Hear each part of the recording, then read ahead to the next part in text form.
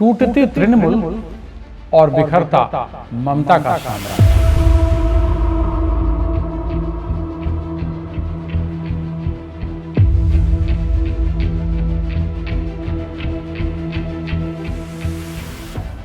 क्या आपने कभी सोचा था कि वो तृणमूल कांग्रेस जिसने पश्चिम बंगाल पर 1.5 दशक से ज्यादा वक्त तक एक छत्र राज किया, किसी को सत्ता की कुर्सी के निकट सटने तक नहीं दिया, जिसने 2021 में बड़े दिग्गजों को धूल चटा दी, जिसकी सुप्रीमो ममता बनर्जी को एक वक्त देश की सबसे दबंग और अजेय नेता माना जाता था, वो पार्टी एक दिन इस कदर बिखर जाएगी कि उसके अपने ही सांसद, विधायक और बड़े नेता एक एक करके उसे छोड़कर भागने लगेंगे।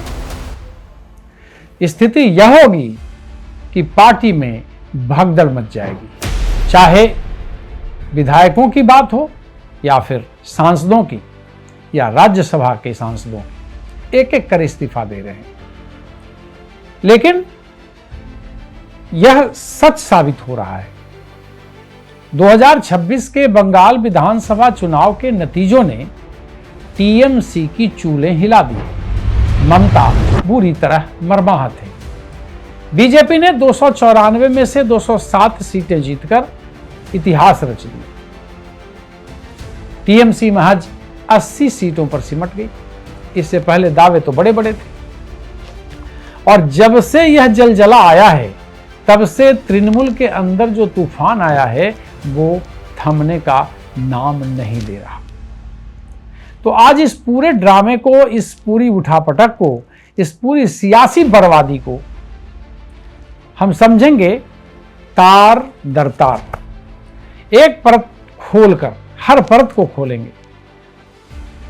नाम है हमारा कौशलेंद्र प्रियदर्शी और आप देख रहे हैं न्यूज वर्ल्ड का खास शो 360 डिग्री।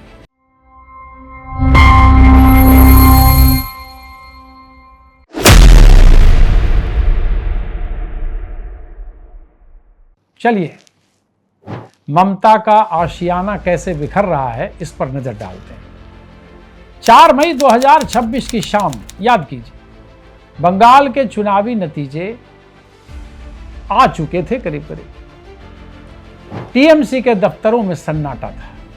जो पार्टी 3 बार सत्ता की मालकिन रही थी, वो देख रही थी कि कैसे उसके किले एक एक करके ढह रहे हैं। बीजेपी का रंग पूरे बंगाल के नक्शे पर फैलता जा रहा था। 2007 सीटें, इतिहास में पहली बार किसी पार्टी ने बंगाल में इतनी बड़ी जीत दर्ज की थी और टीएमसी वो 80 सीटों पर सिमट गई थी। 1 दशक से ज्यादा समय में अपने सबसे बुरे हस्र के साथ ममता बनर्जी खड़ी थी। लेकिन असली कहानी तो इसके बाद शुरू हुई। हार के बाद जो होता है ना दोस्तों, वह किसी पार्टी की असली ताकत और कमजोरी को उजागर करता है। फिलहाल जो टीएमसी में हो रहा है या जो हुआ, वो सिर्फ हार नहीं थी, वो था एक अंदर अंदर चल रहा महाविस्फोट की तैयारी। 3 जून 2026 को वो दिन आया जिसने सबको चौंका दिया। पार्टी के 80 में से 58 विधायकों ने, यानी 3/4 से भी ज्यादा, पार्टी नेतृत्व के खिलाफ बगावत का झंडा बुलंद कर दिया। उन्होंने अलग गुट बना लिया। विधानसभा स्पीकर ने भी इस गुट को मान्यता दे दी। रीतवत बनर्जी नेता प्रतिपक्ष बने। यह सिर्फ बगावत नहीं थी, यह एक संदेश था, साफ, सीधा और तीखा। और वो संदेश था, ममता दीदी, पार्टी अब आपके हाथ से निकल रही है।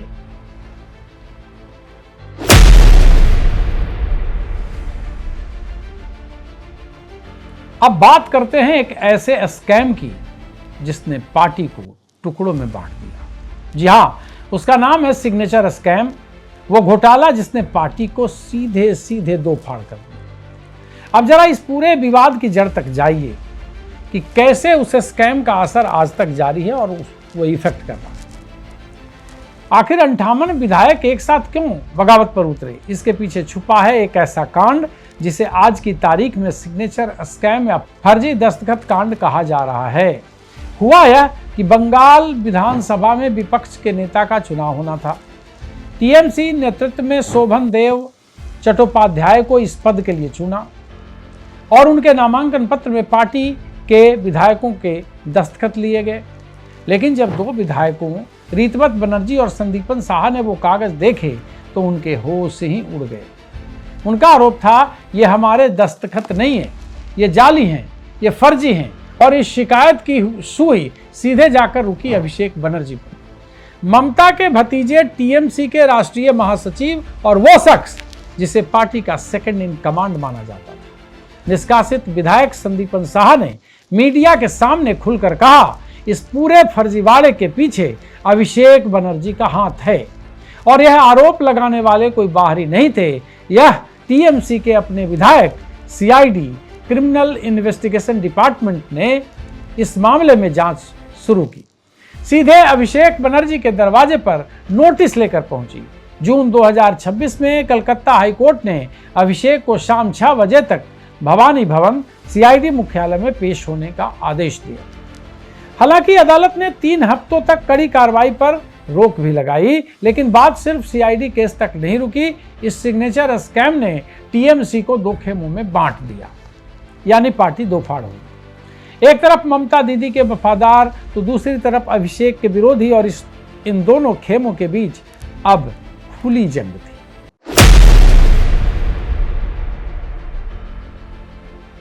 अब लगे हाथ थोड़ा कल्याण बनर्जी का भी विस्फोट देख लीजिए। वही कल्याण बनर्जी जो कित खेला करते थे।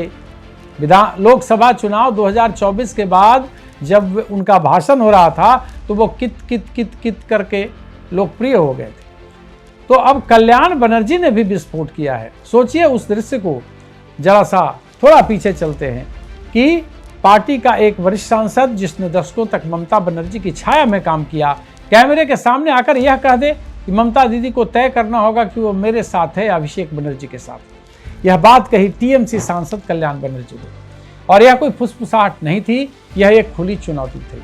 कल तक सब कुछ अच्छा था, आज एक खुला विद्रोह था। कल्याण बनर्जी का दर्द यह था कि उन्हें फर्जी साइन केस में अचानक हटा दिया गया था। उनका कहना था, मुझे आधी रात को बताया गया कि वकील बदल दिया गया है, यह अपमानजनक है। एक वरिष्ठ सांसद के साथ इस तरह का बर्ताव, यह सुनकर टीएमसी के बाकी नेताओं की भी रूह कांप गई। उन्होंने अभिषेक पर सीधा हमला बोला। अभिषेक को सीनियर नेताओं का सम्मान करना नहीं आता, उन्होंने कभी मुझ पर भरोसा नहीं किया और आगे भी नहीं करेंगे। वह बहुत अहंकारी है, उन्हीं की वजह से पार्टी बर्बाद हुई। अब रुकिए, एक पल के लिए रुकिए और इन शब्दों को महसूस कीजिए। पार्टी बर्बाद हुई है, यह कोई विपक्षी नहीं बोल रहा, यह टीएमसी का अपना सांसद बोल रहा है, और यही इस पूरे संकट की सबसे बड़ी त्रासदी है। अभिषेक बनर्जी की छवि हमेशा एक ऐसे नेता की रही जो पार्टी को प्रोफेशनल और आधुनिक बनाना चाहते थे, लेकिन उनके आलोचकों का कहना है कि उन्होंने पार्टी के पुराने और अनुभवी चेहरों को हाशिए पर ढकेल दिया। उनकी एकाधिकारवादी कार्यशैली ने पार्टी के भीतर एक ज्वालामुखी तैयार कर दिया जो 2026 की हार के बाद फट गया।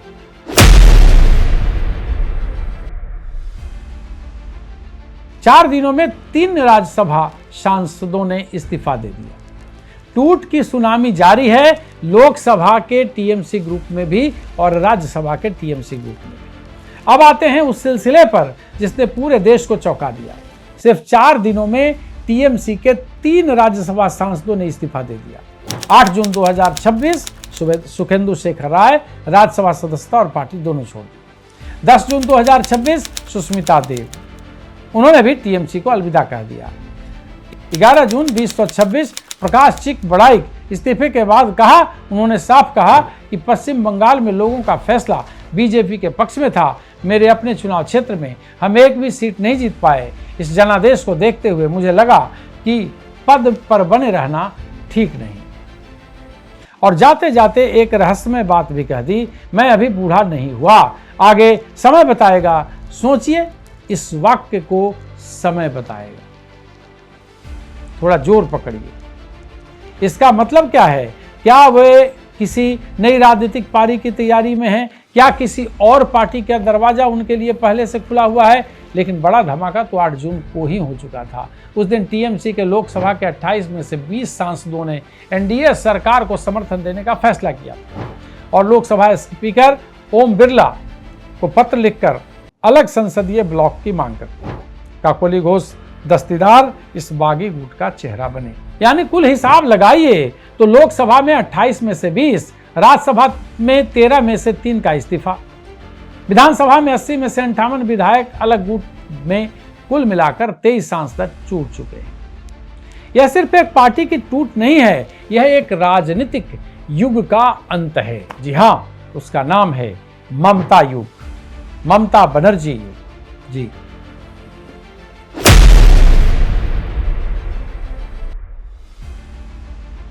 उन्नीस बागी सांसदों की फहरिस्त नाम सुनकर आप चौंक जाएंगे। अब जरा 19 बागी लोकसभा सांसदों के नामों पर नजर डालें जिन्होंने टीएमसी नेतृत्व को खुलेआम चुनौती दी। ये वो चेहरे हैं जो कल तक ममता दीदी की रैलियों में सबसे आगे खड़े दिखते थे। बारासात से काकोली घोष दस्तीदार, जी हां, 1984 से संबंध है ममता बनर्जी से। उनके परम मित्र, संघर्ष के साथी। घाटाल से अभिनेता दीपक अधिकारी, बहरामपुर से क्रिकेटर ऋषभ पठान, आसनसोल से अभिनेता शत्रुघ्न सिन्हा।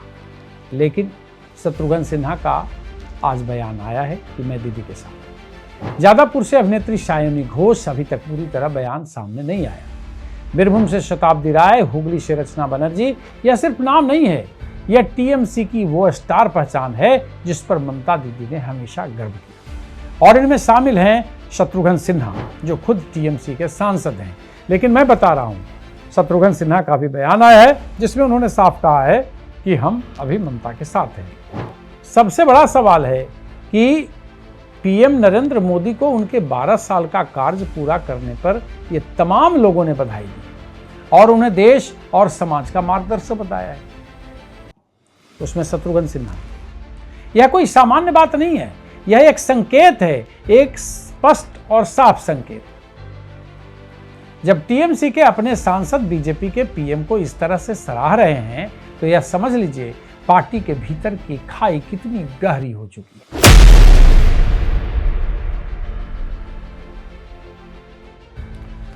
अब थोड़ा खेल को समझिए। आखिर कल्याण बनर्जी जैसा नेता यह कह दे या तो ममता बनर्जी का भतीजा अभिषेक रहेगा या हम रहेंगे। पार्टी में 2 सत्ता केंद्र है, ममता और अभिषेक। लेकिन अभिषेक का पलड़ा कहीं ना कहीं भारी दिखता है और उसका परिणाम है कि एक नौजवान और बेलगाम जो सत्ता का केंद्र है उसकी वजह से पार्टी बड़ी तेजी से क्षरण की तरफ बढ़ रही है। थोड़ा सा आप रुकिए और इस पूरी कहानी की जड़ पर जाइए, हम आपको वहां लेके चलते हैं। आखिर यह सब हुआ क्यों है? इसका एक ही जवाब है, टीएमसी में 2 सत्ता के केंद्र थे। एक तरफ ममता बनर्जी जो पार्टी की स्थापक है, जिन्होंने जमीन से इसे खड़ा किया, जिनके नाम पर वोट मांगे जाते थे। दूसरी तरफ अभिषेक बनर्जी, ममता के भतीजे, जिन्होंने धीरे धीरे पार्टी के संगठन पर अपनी पकड़ मजबूत की। पुराने नेताओं की शिकायत यही थी कि अभिषेक वंशवाद की राजनीति को एक नए रूप से लागू कर रहे हैं। उनकी मर्जी के बिना टिकट नहीं, उनकी मर्जी के बिना पद नहीं, और जब हार हुई तो गुस्सा भी उन्हीं पर निकला। 10 जून को अभिषेक बनर्जी दिल्ली में राहुल गांधी से मिले, 9 जून को ममता सोनिया गांधी से मिली। टीएमसी इंडिया गठबंधन में अपनी जगह बचाने की कोशिश कर रही है, लेकिन घर में ही जब आग लगी हो तो बाहर की कूटनीति कितना भला काम आए।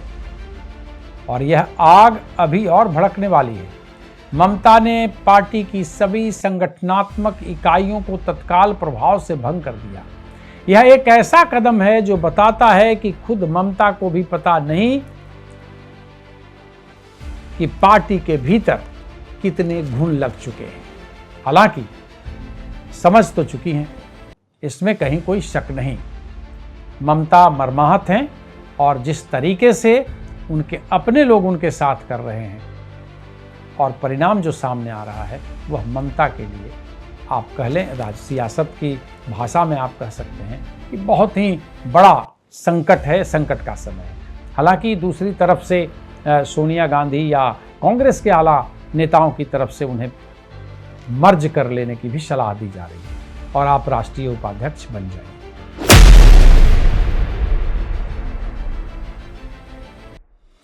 अभिषेक बनर्जी की मुश्किलें, जैसे जिस तरीके से अभिषेक बनर्जी का हिटलर शाही है और परिणाम है कि पार्टी टूट रही है, तो दूसरी तरफ अभिषेक बनर्जी की मुश्किलें भी कम नहीं हो रही।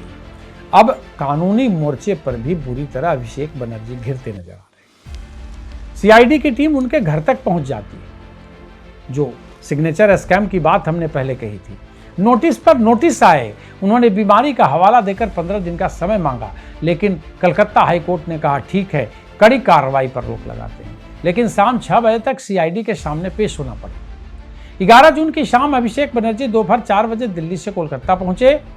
उसके बाद भवानी भवन की तरफ रवाना हुए। यह वही अभिषेक बनर्जी हैं जिन्होंने कुछ महीने पहले रैली में चिल्लाकर कहा था, थोड़ा याद कीजिए, 4 तारीख की दोपहर 12 बजे के बाद दिल्ली से बचाने कौन आएगा, देखता हूं तुम्हारे बाप को। आज वही दिल्ली से कोलकाता वापस आए हैं सीआईडी के सामने पेश होने के लिए, है ना। वक्त बड़ा बलवान होता है, कुर्सी हमेशा किसी के पास नहीं रहती। तानाशाह कभी न कभी खत्म हुआ है। राजनीति में वक्त बड़ा क्रूर होता है।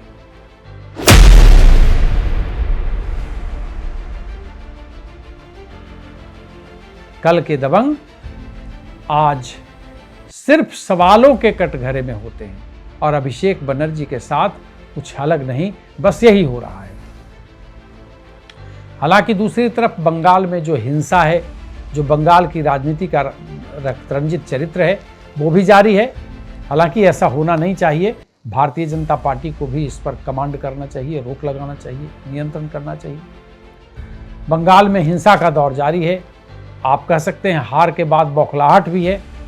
और इस पूरी उथल पुथल के बीच बंगाल की जमीन पर एक और खतरनाक तस्वीर उभर रही है। बीजेपी नेता शुभेंदु अधिकारी के पीए को सरेआम गोलियों से भून दिया गया था, आपको याद है। उसी तरह से कई लोग मारे गए हैं। यह दिखाता है कि हार की एक तरफ छटपटाहट है तो एक तरफ जीत का उन्माद है। और फिर से एक बार बंगाल का रक्तरंजित चरित्र जो है वो सामने आ गया।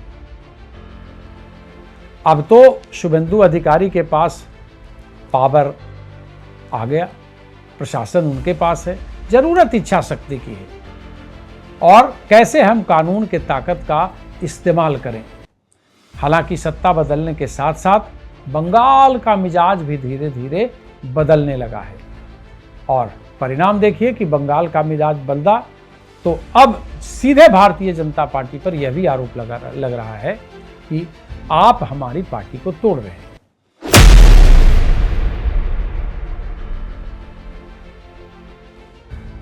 लेकिन अब सवाल उठता है कि जब 20 सांसदों की बात सामने आ रही कि टूटेंगे, उधर राज्यसभा के सांसद लगातार इस्तीफा दे रहे हैं, तो अब एक बड़ा सवाल है कि इस तूफान के बाद टीएमसी के पास बचना क्या है, क्या बचेगा, क्या भविष्य होगा।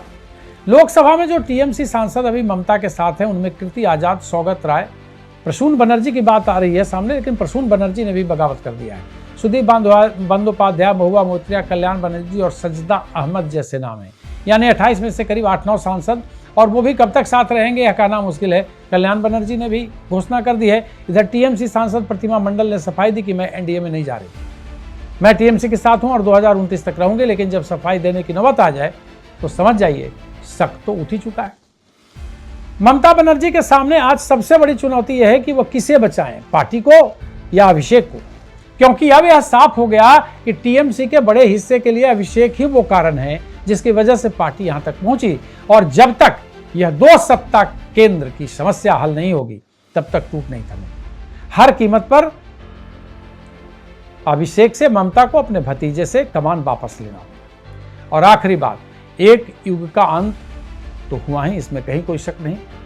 आज हम जो देख रहे हैं वो सिर्फ एक पार्टी की बर्बादी की कहानी नहीं है, यह उस राजनीतिक संस्कृति की कहानी है जो परिवारवाद और अहंकार के बल पर चलती है। जो जनता की आवाज को वोट बैंक समझती है, इंसान नहीं। बंगाल की जनता ने 2026 में जो फैसला दिया उसने साबित कर दिया जनता को खरीदा और डराया नहीं जा सकता। और अब टीएमसी के भीतर जो टूट फूट हो रही है वो उसी फैसले का स्वाभाविक नतीजा है। लेकिन एक बड़ा सवाल बाकी है, क्या ममता बनर्जी इस तूफान से निकल पाएंगी? क्या वो पार्टी को फिर से एकजुट कर पाएंगी, या 34 साल पुराना तृणमूल कांग्रेस अब इतिहास की किताबों में दर्ज होने की कगार पर है?